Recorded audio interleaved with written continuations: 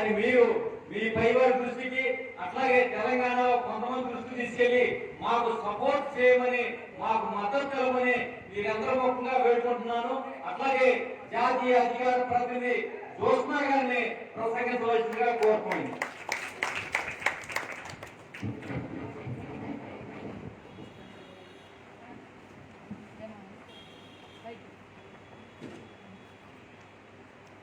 అందరికీ నమస్కారం అండి. జై అమరావతి, జై అమరావతి. ఈ శిబిరానికి రాగానే అలా అక్కడ అడుగు వేయగానే ఇద్దరు పెద్దమ్మలు వచ్చి, అమ్మా ఎప్పుడు తిన్నావా, ఫస్ట్ అన్నం తిన్నావు, అన్నం తిన్న తర్వాత నువ్వు మాట్లాడదు అని అన్నారు. అది రైతు గుండె, అది రైతు గుండె, అది రైతు మనసు. ఇది అర్థం కాని పిచ్చివేదాడు అలా వెళ్తూ పరదాలు కట్టించుకొని రైతుల నుంచి మొహం చాటేసి వెళ్ళి బతికేవాడు. వాడిది ఒక బతికేనా, వాడి గురించి మనం ఇక్కడ మాట్లాడుకోవాలా? అంతేగా. నేనెవరో తెలీదు, నేను ఎందుకు వచ్చానో తెలీదు, నాతో ఆవిడకి ఏం సంబంధం లేదు. ఈవిడే అట్లా నేను రాగానే అమ్మ నువ్వు వచ్చి ఫస్ట్ ఒక ముద్ద అన్నం నేను తర్వాత మాట్లాడుతున్నాను అన్నాను. నేను అక్కడ అన్నం తింటానికి కూర్చుంటే ఒక 10 మంది, వాళ్ళని నేను ఎప్పుడు చూసింది లేదు, చేసింది లేదు. వాళ్ళు వచ్చి చేతులారా, ఇంకా నిజంగా నేను ఒప్పుకుంటే ప్రాబ్లం నా నోళ్ళు అన్నం పెట్టేవాళ్ళు కావచ్చు. అంతటి ప్రేమ గల రైతుల మీద కర్కశంగా, కఠోరంగా, కక్షపూరితంగా బిహేవ్ చేస్తున్నటువంటి ముఖ్యమంత్రి ఎవరైనా ఉన్నారా అంటే అది ఈ రాష్ట్ర ముఖ్యమంత్రి. అలాంటి సిగ్గుమాల వాళ్ళ గురించి మాట్లాడుకోవడం కన్నా కూడా నేను నిజంగా కూడా అసలు ఎక్కడికైనా వచ్చినప్పుడు ముఖ్యంగా ఇలాంటి సభల్లో మాట్లాడేటప్పుడు ఎప్పుడు అలాంటి భాష మాట్లాడు. కానీ పొద్దున్న నుంచి శిబిరాలు తిరుగుతున్నాను. ఈ క్రితం సంవత్సరం కూడా నేను వచ్చాను, అప్పుడు శిబిరాలను చూసాం, శిబిరాల దగ్గరికి వెళ్ళాం, మాట్లాడాం. ఆ రోజు ఏదైతే బాధపడుతున్నారో, ఆ రోజు ఎంతమంది అయితే ఉన్నారో ఇవాళ అంతమంది ఉన్నారో అంతకంటే రెట్టింపు బాధ మీరు పడుతున్నారు. కానీ పక్క వాళ్ళు ఎవరినో బాధ పెట్టట్లేదు. మీ బాధ మీరు పడుతున్నారు, మీ గోడు వెళ్ళగట్టుకుంటున్నారు. అది కూడా తప్పులాగా ఇందాక ఆవిడ చెప్తున్నారు, వరలక్ష్మి గారు ఏమన్నారంటే ఆయన వెళ్తుంటే రాజులాగా మమ్మల్ని ఇలా లోపలేసేసి పరదాలు పెడతారండి అని చెప్తున్నారు. ఏమిటి నాకైతే ఏమనిపించిందంటే ఆ మాట విన్న తర్వాత, మిమ్మల్ని ఎదుర్కొనే ధైర్యం లేక తను మొహం చాటేసుకొని వెళ్తున్నారు తప్పించి మిమ్మల్ని పరదాలంటే పంపించట్లా. తను మొహం చాటేసుకున్నాడు. ఎందుకు? మీకు చేసిన అన్యాయం తనకు చాలా చాలా చాలా వివరంగా తెలుసు కాబట్టి. ఇంకొక విషయం ఏంటంటే, ఇక్కడ పార్టీలకు అతీతంగా మీరు మాట్లాడారు కాబట్టి నేను తెలుగుదేశం పార్టీకి అధికార ప్రతినిధి అయినా సరే కూడా మేము ఏ రోజునా కూడా మా పార్టీకి భూములు ఇచ్చారని చెప్పి మేము ఏ రోజు చెప్పుకోలేదే. మా పార్టీ భూములు మా పార్టీ మనుషులను మేము ఏ రోజు చెప్పుకోలేదే. ఇక్కడ ఉన్నటువంటి వాళ్ళు అందులో ఎంతో మంది టీడీపీ వాళ్ళు ఉండొచ్చు, మరి ఇంకో వేరే పార్టీల వాళ్ళు ఉండొచ్చు. మేము ఒకటే మాట్లాడుతున్నాం, టీడీపీ అధికార పక్షంలో ఉన్నా ప్రతిపక్షంలో ఉన్నా ఎక్కడున్నా సరే ఎప్పుడు ఎల్లప్పుడూ కూడా ప్రజల కోసం, ప్రజల అభ్యున్నతి కోసం రాజీ లేని పోరాటం చేసింది, చేస్తూనే ఉంటుంది. అది మాత్రమే మాకు చేతవుతుంది. తెలుగుదేశం పార్టీలో మా నాయకుడు మాకు చెప్పేది కానివ్వండి, మాకు రోజు రోజు ఈ బుర్రలో ఇట్లా ఏమంటారు అంటే కొట్టి మరి చెప్పేది ఒకటే, ప్రజల తర్వాతే రాజకీయాలు, ప్రజలు ప్రజాసేవే ముఖ్యం. ఇవాటి రోజున తెలుగుదేశం పార్టీ ఈ ప్రాంతాల్లో నేను తప్పనుకోవచ్చు, పెద్దవారు కూడా ఇక్కడ ఉన్నటువంటి ఇద్దరు ఎమ్మెల్యేలు నాట్ రాంగ్, వాళ్ళు ఎవరైతే అధికారంలో ఇప్పుడున్నారో ఆ పార్టీకి చెందినటువంటి వాళ్ళు టీడీపీని లిటరల్ గా ఓడించారు. ఇక్కడ అయినా మమ్మల్ని ఓడించారు ప్రజలను, మేము పారిపోలేదే, వాళ్ళలాగా పర్వాలు పెట్టుకుని తిరగట్లేదే. ఎక్కడైతే ప్రజలు మమ్మల్ని ఓడించారో, ఎక్కడ అదే ప్రజలకి ఎప్పుడైతే అన్యాయం జరుగుతుందో వాళ్ళకి బాసటగా వాళ్ళ వెనక నిలబడుతున్నాం. మేము వాళ్ళ ముందు నిలబడతాం. మీ ముందు మేము ఏ రోజు లేవండి, మీ వెనకే మేము నిలబడతాం. ఖచ్చితంగా మీ ఉద్యమంలో మీ వెనక నిలబడి మీకు మా చేతనైనటువంటి సహాయం ఖచ్చితంగా చేస్తూనే ఉంటాం. ఎందుకంటే ఒక రైతుకి అన్నం పెడితేనే మేము అన్నం తింటున్నాం. అది ఒక రైతుకి మేము ఇచ్చేటువంటి విలువ. ఇక్కడ పార్టీలకు అతీతంగా ప్రతి అతీతంగా, వర్ణాలకు అతీతంగా, వర్గాలకు అతీతంగా, కులాలకు అతీతంగా, మతాలకు అతీతంగా రైతు అనేటువంటి రైతులు, రైతు కూలీలకి సంబంధించినటువంటి ఉద్యమంగా దీన్ని చూస్తున్నారు. కాబట్టి ప్రతి ఒక్కళ్ళు కూడా, నేను ఇందాక కూడా ఒక శిబిరంలో చెప్పాను, మెడకాయ తలకాయ ఉన్నవాడు ఎవరైనా సరే ఈ ఉద్యమానికి మద్దతు పలుకుతాడు. మెడకాయ తలకాయ లేని పెద్దలు తలకు మాసిన వాడు మాత్రమే 3 రాజధానుల వరకు మాట్లాడతారు, లేదా అమరావతి ఉద్యమం తప్పని మాట్లాడతారు. ఇంకా అంతకు మించి మనం ఇంకేం మాట్లాడుకోవాల్సినటువంటి అవసరం లేదు. మరొక మాట, ఇవాటి రోజున మీరు చేసేటువంటి ఉద్యమం ఏదైతే ఉందో మీకోసం చేస్తున్నారా అనేటువంటి ప్రశ్న ఒక్కసారి అధికారంలో ఉన్నటువంటి వాళ్ళు కూడా చూసుకోవాలి.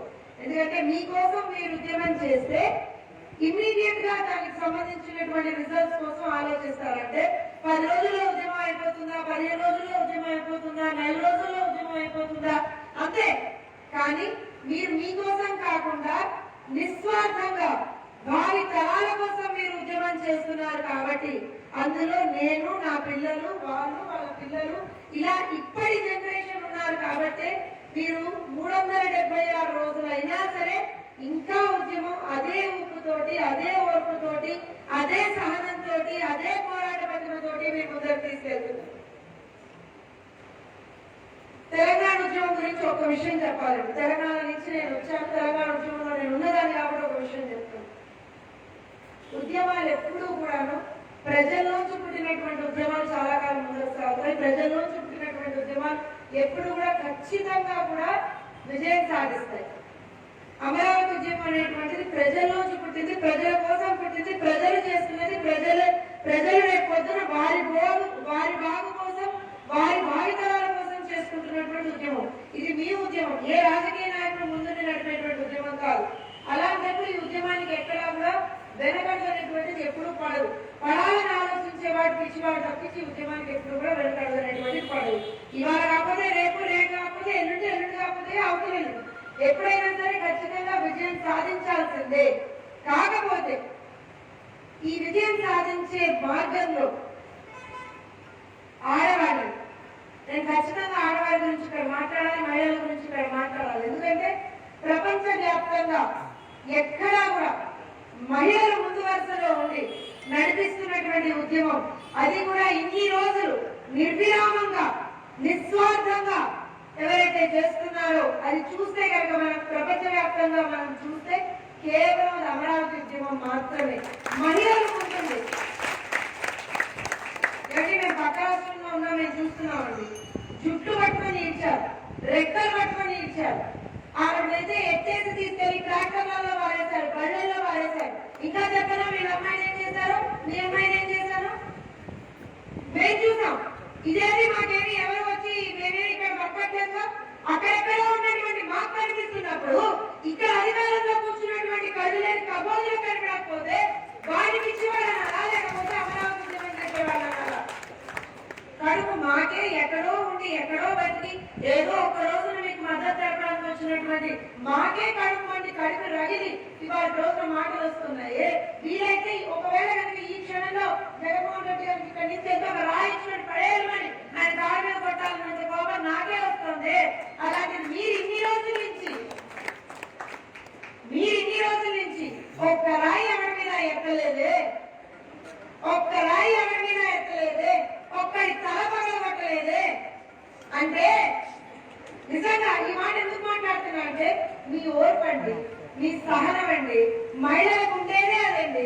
భూదేవికి ఉన్నటువంటి సహనం మనకి ఇచ్చి ఇవాళ రోజున భరించమ్మా అంటే భరిస్తున్నారు. కానీ ఏమవుతుంది, భూదేవి కూడా ఒకనొక రోజున బరస్ట్ అవుతుంది. బరస్ట్ అయిన రోజున అది దావానంగా వ్యాపించి మొత్తాన్ని సర్వనాశనం చేస్తుంది. జగన్మోహన్ రెడ్డి ఆ రోజు కోసం ఇంకా వేచి చూస్తున్నాడేమో అని నాకు అనిపిస్తుంది.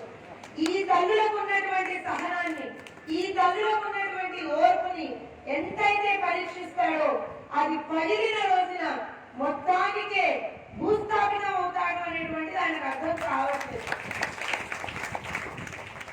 ఎంత దుర్మార్గం అంటే నేను చెప్తున్నాను, నేను ఒక రైతు బిడ్డలే. నేను మంచి చీరలు కట్టుకోలేదా? నేను మామూలుగా లేదా? మంచి చీరలు కట్టుకొని పోతేనంటే వాళ్ళు రైతులా మాట్లాడా? అసలు ఏమాత్రమైనా అర్థం ఉందా ఆయన మాట్లాడే మాటల్లో? అసలు ఆయన మాట్లాడే మాటలు ఆయనకు చెందినటువంటి మంత్రులు లేకపోతే ఎంపీలో ఎమ్మెల్యేలో మాట్లాడేటువంటి మాటల్ని కనుక మనుషులు మాట్లాడే మాటలుగా కనుక మనం తీసుకుంటే మనమే పిచ్చివారం అవుతామేమో నాకు తెలిసి. వాటి మనుషుల కిందకి లెక్క కాదు, ఏమీ కాదు. ఒక మినిస్టర్ గా ఉన్నటువంటి వ్యక్తి, ఒక మంత్రిగా ఉన్నటువంటి వ్యక్తి ఆడవారికి ఏం వాల్యూ ఇవ్వాలో కూడా తెలియకుండా నీ అమ్మ మొగుడు అని మాట్లాడతాడు కదా. అలాంటి వ్యక్తుల గురించి మనం మమ్మల్ని ఇదన్నాడు అదన్నాడు అని కనుక మనం అనుకుంటున్నామంటే అంతకన్నా దౌర్భాగ్యం ఇంకోటి లేదు. ఒకటి, నేను తెలంగాణ నుంచి కూడా ఇక్కడికి వచ్చిన కారణం ఒకటేనండి. నేను మీకు చేయగలిగింది ఏమీ లేదు. ఒకటే, ఏదైతే మీరు ఉద్యమం చేస్తున్నారో ఆ ఉద్యమంలో నీతి నిజాయితీ ఉన్నాయి. ఆ ఉద్యమాన్ని 10 మంది దగ్గరికి తీసుకెళ్లి వాళ్ళు చేసే ఉద్యమంలో నిజాయితీ ఉంది, వాళ్ళకి మనం మద్దతు ఇద్దామని చెప్పడం మేము చేయగలిగే పని. దాంతో పాటుగా తెలంగాణ నుంచి వచ్చినటువంటి మా అందరి సౌభాగ్యం ఇవాళ రోజు ఏంటంటే 376 రోజుల నుంచి ఒక మహోద్యమాన్ని నడిపిస్తున్నటువంటి మహిళా మండలిని చూసి వాళ్ళతోటి మాట్లాడేటువంటి ఒక సదవకాశం మాకు కలిగింది అంటే ఇంతకంటే అదృష్టం మాకేం లేదు. ఇక్కడ ఉన్నటువంటి ప్రతి ఒక్కరికి కూడా మహిళా మండలి ఒకళ్ళే అంటున్నాను, నేను అనుకోవద్దు అన్నయ్య గారు, అందరికీ కూడా శిరస్సు వంచి అమరావతి ఉద్యమంలో పాల్గొంటున్న ప్రతి ఒక్కరికి కూడా శిరస్సు వంచి మనం అనుకున్నాను. మీరు చేసేటువంటి ఉద్యమంలో నిజాయితీ ఉంది, మీకున్నటువంటి ఓర్పు స్థానానికి ప్రతిదానికి కూడా మా నమస్సు మంత్రులు మేము చేతులెత్తి మీకు ముఖ్య ఒకటే చెప్తున్నాం. మీరు చేసేటువంటి ఉద్యమంలో ఎల్లప్పుడూ కూడా తెలుగుదేశం పార్టీ మీ తోడుగా ఉంటుంది. ముఖ్యంగా తెలంగాణ తెలుగు వాళ్ళ తరఫు నుంచి మీరు ఫ్యూచర్ లో జేఏసీ తరఫు నుంచి ఏ కార్యాచరణ తీసుకున్నా సరే మేము ఖచ్చితంగా మీకు దాంట్లో తోడుంటాం. ఇంకొక మాట, ఒక మాట ఇది నేను చెప్పాలి, చెప్పకపోతే నా మనస్సాక్షి ఒప్పుకోదు. ఎందుకంటే నిన్న ఆయన మాట, జగన్మోహన్ రెడ్డి గారి మాట కులం గురించి మాట్లాడతాడు. డెమోగ్రాఫిక్ ఇంబ్యాలెన్స్ అంటే అది కుల ఏదో అన్నాడు, ఏదో అన్నాడు, అసమతుల్యం, కుల అసమతుల్యం. పాపులేషన్ కి మార్నింగ్ హైదరాబాద్ నుంచి వస్తున్నప్పుడు నేను మొత్తం అమరావతి నుంచి మొత్తం కూడా రివ్యూ చేస్తున్నప్పుడు నాకు ఒక విషయం ఏమనిపించిందంటే, అమరావతి వారి రోజున రాజధానిగా, అంటే నేను ఈ మాట మాట్లాడుకుంటేమో క్షమించాలి తప్పైతే, ఇది ఒక ఎస్సీ కాన్స్టిట్యున్సీ, రిజర్వ్డ్ కాన్స్టిట్యున్సీలో అమరావతి రాజధాని పెట్టి బ్రహ్మాండంగా రాజధాని డెవలప్ చేస్తూ 10 మందికి ఉపయోగపడేట్టుగా, అంటే రాష్ట్రానికి ఒక తలమానికంగా చేసేటువంటి ఒక ప్రయత్నం. ఎలా అయితే హైదరాబాద్ లో అక్కడ మనం ఒక ఎకో సిస్టమ్ డెవలప్ చేసి బాబు గారు ఇచ్చారో, అలాంటి ఒక తలమానికమైనటువంటి ఒక బ్రహ్మాండమైనటువంటి ఒక సిటీని డెవలప్ చేసి, ఒక ఇకో సిస్టమ్ ని డెవలప్ చేసి, అమరావతి అంటే ప్రపంచ పటంలో ఎలా అయితే ఒక రోజున హైదరాబాద్ ని ప్రపంచ పటంలో పెట్టారో బ్రాండ్ హైదరాబాద్ అంటాం, అలాగే బ్రాండ్ అమరావతి క్రియేట్ చేయడానికి ఏదైతే ప్రయత్నం చేశారో అది ఒక ఎస్సీ కాన్స్టిట్యున్సీలో సార్ చేశారు. అంటే అక్కడ ఆయన ఏముందండి, అక్కడ ఆయన స్వామి ఉంది. దీనికి తీసుకొచ్చి కులంలో కులుగుతారా? ఇక్కడ నేను ఇందాక ఒక సినిమాలో చెప్పాను, చాలా క్లియర్గా చెప్పాను. మొత్తం 33 ఎకరాలు ఇచ్చినటువంటి రైతులు ఎవరైతే ఉన్నారో వాళ్ళు ఇవాళ ఉద్యమం చేస్తున్నటువంటి రైతులు, రైతు కూలీలు అందరి జాబితాకి ఇద్దామండి.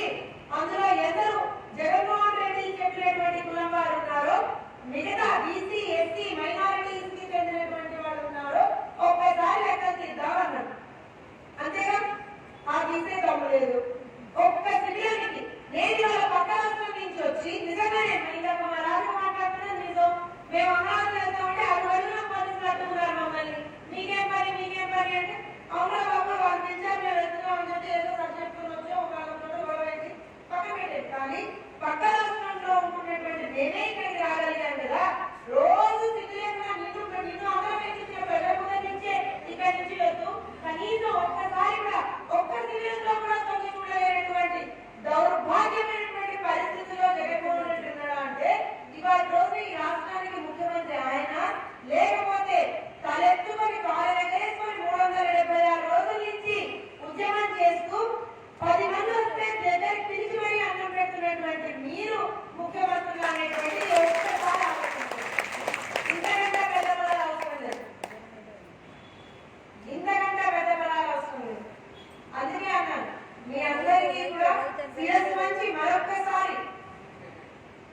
మీ ఉద్యమ స్ఫూర్తికి, మీ వయసుకి, మీ ఉద్యమ స్ఫూర్తికి, మీ పోరాట పటిమకి, మీ సహనానికి, మీ ఓర్పుకి, మీ దూరదృష్టికి, మీ ప్రేమకి, ప్రతి ఒక్కదానికి కూడా శిరస్సు వంచి నమస్సుమాంజలు. అమరావతికి ఎప్పుడూ కూడా వెనుకకు ఉండదు, ఉండబోదు. అలాంటి ఉద్దేశంతో అమరావతి పెట్టారు. ఖచ్చితంగా విజయం సాధిస్తాం. జై అమరావతి. ఇక్కడి నుంచి వెళ్ళేటప్పుడు మీరు ఆ లోపల నుంచి వస్తారు కదా, బుల్లెట్ ప్రూఫ్ కారు దొరలాడుతుందిగా, అలా మరొకసారి పిలిచి ఎత్తి గలమెత్తి గొంతెత్తి ప్రతి ఒక్కరు కూడా జై అమరావతి, జై అమరావతి, జై అమరావతి. ఒక్క విషయం అండి, నేను స్టార్టింగ్ లోనే అనుకుంటున్నాను కానీ ఒక్కసారి మన వాటిని చూసేటప్పుడు నాకు ఉద్యోగంగా ఆగవాలి అప్పు చేస్తున్నాను. మన అమరావతి అమరవీరులకు ఒక్కసారి ఒక నిమిషం మనందరం మౌనం పాటించాలండి. వారి త్యాగ ఫలితం ఖచ్చితంగా రంగు తీసుకొస్తుంది.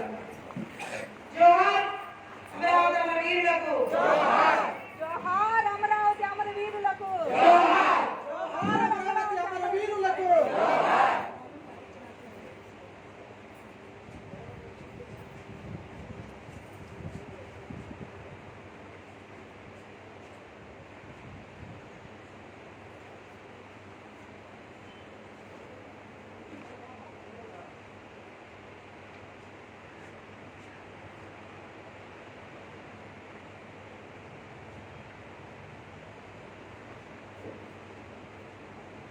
జోహార్